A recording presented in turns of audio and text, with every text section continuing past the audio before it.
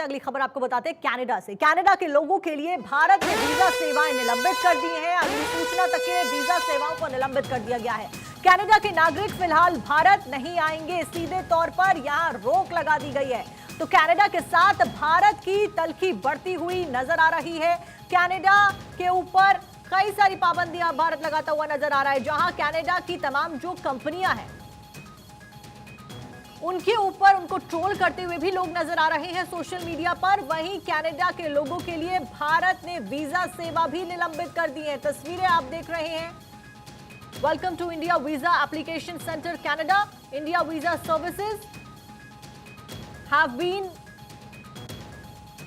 Suspended till further notice. ये line और इससे ये दिखता है कि किस तरीके से फिलहाल अगली सूचना तक के लिए वीजा सेवाएं निलंबित कर दी गई हैं। कनाडा के नागरिक फिलहाल भारत नहीं आ पाएंगे। तो भारत टिट फॉर टैट का रवैया अपनाते हुए जिस तरीके से जस्टिन ट्रूडो ने जो बयानबाजी दी, बेबुनियाद आरोप लगाए, उसके ऊपर कड़ा रुख भारत अपना रहा है। कनाडा के नागरिकों को वीजा नहीं मिलेगा, भारत का बड़ा एक्शन। कनाडा की वीजा सर्विसेज पर भारत ने रोक लगा दी है। तो ये बड़ी खबर इस वक्त की हम आपको बता रहे हैं। जिस तरीके से कनाडा के पीएम जस्टिन ट्रूडो ने भारत को लेकर बेबुनियाद बयानबाजी की, ट्रूडो के बयान के बाद में ये बड़ा एक्शन यहां पर लिया गया है।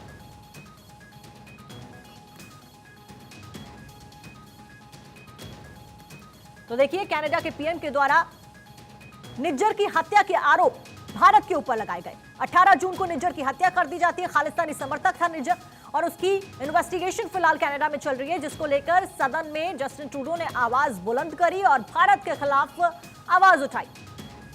यहां तक कि एक्शन भी लिया गया और इसी के ऊपर भारत लगातार स्पष्टीकरण दे रहा है और सख्त रुख अपनाता हुआ नजर आ रहा है। फिलहाल कनाडा के नागरिकों के लिए वीजा सर्विसेज को सस्पेंड कर दिया गया है, निलंबित कर दिया गया, यानी कि कनाडा के लोग फिलहाल भारत में नहीं आ पाएंगे। अगली सूचना तक के लिए वीजा सर्विसेज को रोका गया है। टिट फॉर टैट मूव कहा जा रहा है इंडिया का। और इस बीच में डिप्लोमेट को भी छोड़ने के लिए भारत ने कहा, क्योंकि भारत के डिप्लोमेट को कनाडा से बाहर निकालने के लिए कहा गया। ज्यादा जानकारी के साथ में हमारी पॉलिटिकल एडिटर अदिति नागर हमारे साथ में जुड़ी हैं। अदिति, फिलहाल टिट फॉर टैट मूव बताया जा रहा है इसको, क्योंकि भारत ने सख्त रुख अपना लिया है और अब कनाडा के नागरिक भारत में नहीं आ पाएंगे अगले ऑर्डर तक। बिल्कुल, जैसे पहले आपसे मैंने बातचीत की थी कि तमाम जो तनाव के बीच में, दोनों ही देशों के तनाव के बीच में, जहां शुरुआत 18 जून से कहानी की होती है, फिर 18 सितंबर को ट्रूडो संसद में, ऐसा कभी नहीं होता। हम आरोप प्रत्यारोप सरकारों के बीच में इंटरनेशनल लेवल पे भी लगाते रहते हैं, लेकिन जब संसद में आप खुलेआम तरीके से ये कहकर कि मेरे पास पुख्ता सबूत है, लेकिन सबूत ना दिखाते हुए, ना दिशा दिखाते हुए ये कह देना कि अमेरिकी भारत सरकार की एजेंट्स इसमें इन्वॉल्व हैं और उस तरीके से आरोप लगा देना, उसके बाद से तनावपूर्ण स्थिति हुई। पहले राजनायिक को भेजा गया, फिर भारत का स्टैंड लिया गया, भारत ने भी कनाडा के एम्बेसडर को बुलाया, उसके बाद एक राजनायक को जो उनको वापस कनाडा भेजा गया। इन सभी के बीच अब भारत ने एक स्टैंड लिया, जिस पर हम चर्चा कर रहे थे कि फिलहाल कनाडा के नागरिक जो हैं वो भारत नहीं आ सकते। फर्दर नोटिफिकेशन के फर्दर जब तक कोई नोटिफिकेशन नहीं आता तब तक वो भारत नहीं आ सकते। और इस बीच में भारत कनाडा के तनाव पर अब पूरे जो दूसरे देश हैं उनकी भी नजर है और खास तौर पे अमेरिका की हालात पर नजर है और अमेरिका भी दोनों से बातचीत कर रहा है। अब सवाल उठता है कि रिश्ते एकदम टूटने की कगार पर हैं, लेकिन फिलहाल दोनों ही देशों के हाई कमीशन विदेश मंत्रालय से संपर्क में है। लेकिन अभी की सबसे बड़ी जानकारी ये है कि जब रिश्ते इस स्थिति पर आ जाएं कि हम एक दूसरे के नागरिकों को, और भारत का ये स्टैंड एक बार फिर जो पूरी दुनिया में एक मिसाल की तरह है कि जब आप बिना सबूत संसद में भारत पर आरोप लगाएंगे तो फिर भारत की दोस्ती से हाथ धोना पड़ेगा। और ऐसे में जहाँ कुछ दिन पहले कनाडा की ट्रेड मिनिस्टर भी भारत आ रही थी और जितनी जरूरत कनाडा को भारत की है, ऐसी स्थिति में भारत ने तमाम कैनेडियन नागरिकों को फिलहाल फर्दर नोटिस तक आना रोक लगा दी। अच्छा अदिति, भारत हमेशा वसुधैव कुटुंबकम की बात करता है। हाल फिलहाल में G20 समिट हुई, प्रधानमंत्री नरेंद्र मोदी ने मेहमान नवाजी करी, इस बीच ट्रूडो का प्लेन खराब हो जाता है। भारत और प्रधानमंत्री नरेंद्र मोदी खुद अपना भारत की ओर से प्लेन भी उनको ऑफर करते हैं कि आप हमारा प्लेन ले जाइए। हालांकि ट्रूडो ने उस हेल्प को मना कर दिया था, लेकिन ये दिखाता है कि भारत ने हमेशा से दोस्ती की बात करी है। इस तरीके से बेबुनियाद बयानबाजी देकर भारत के साथ में रिश्ते खराब कर रहा है कनाडा। अब आगे क्या कुछ होता हुआ नजर आ रहा है आपको पॉलिटिकली? इतिहास गवाह है कि भारत डायलॉग करने में विश्वास रखता है, लेकिन तब तक जब तक की बर्दाश्त की सीमा हो, चाहे फिर वो पाकिस्तान था। हमने बार बार कोशिश की डायलॉग करें, और वही कनाडा के साथ में। देखिए 18 जून को जब निज्जर की हत्या होती है, उससे पहले भी कई बार भारत ने ये नोटिफिकेशन जारी किया था, इस बात के लिए कहा था कि निज्जर जो आपके यहाँ रह रहा है, जबरदस्ती घुसकर रह रहा है, गलत पासपोर्ट के तहत, तो आपने फिर भी उनको सिटीजनशिप दे दी। लेकिन खालिस्तानी टाइगर फोर्स जो भारत ने आतंकवादी संगठन बना दिया था, जिसका मास्टरमाइंड वो थे, उसके अलावा 2016 में बम धमाका सिनेमा में पंजाब में जितने भी आतंकवादी गतिविधियां हुई, उसमें निज्जर इन्वॉल्व थे। ऐसे के बावजूद भी कनाडा ने कभी कोई स्टैंड नहीं लिया। आपको बता दें कि 18 जून के बाद 9 सितंबर को भारत के जो प्राइम मिनिस्टर हैं, वो जो कनाडा के प्राइम मिनिस्टर भारत आए, प्रधानमंत्री नरेंद्र मोदी से बातचीत करी। तब भी भारत के प्राइम मिनिस्टर ने बंद कमरे में उनको समझाया कि भारत विरोधी गतिविधियां वहां के मंदिरों पर और वहां के जो हाई कमीशन है, वहां पर जिस तरीके से हमले हो रहे हैं, उसको रोका जाए। और अब आप देखिए ये परेशानी कहाँ शुरू होती है। परेशानी तब शुरू होती है जब कनाडा प्रेस में ये छपता है कि कनाडा के प्राइम मिनिस्टर को नरेंद्र मोदी ने डांट लगाई। उसके बाद उनकी स्थिति कमजोर होती नजर आती है। वो एक स्पेशल डिनर को मिस कर देते हैं, एक इनॉग्रेशन को भारत में मिस कर देते हैं, फिर उनका प्लेन खराब हो जाता है, भारत मदद का हाथ करता है पर वो नहीं जाते। इन सब के बाद विपक्ष भी और प्रेस भी उन पर सवाल उठाती है। तो आखिरकार कनाडा के प्राइम मिनिस्टर ट्रूडो के पास जब कोई रास्ता नहीं बचता, क्योंकि आपको बता दें इसके पीछे केवल राजनीतिक भावना है। अगर आज की तारीख में फेडरल चुनाव हो तो कनाडा के प्राइम मिनिस्टर ट्रूडो अपनी सत्ता से हाथ खो बैठेंगे, उनको समर्थन नहीं मिलेगा और अपोजिशन उन पर हावी हो रहा है। ऐसे में ये बयान संसद में देकर सीधा वो अपनी कुर्सी बचाकर कनाडा के नागरिकों को ये मैसेज देना चाहते थे कि मैं आप लोगों के लिए चिंतित हूँ और भारत जैसे देश के लिए मैं स्टैंड ले सकता हूँ, स्ट्रॉन्ग अगेंस्ट में स्ट्रॉन्ग स्टैंड ले सकता हूँ, केवल अपनी कुर्सी बचाने के लिए, अपना समर्थन वापस लेने के लिए। और पिछले दिनों जो किरकिरी हुई उनकी, चाहे प्लेन खराब होने से लेकर भारत में फटकार लगने से लेकर, इन तमाम चीजों में उनकी किरकिरी हुई, तो उनके पास कोई ऑप्शन नहीं था।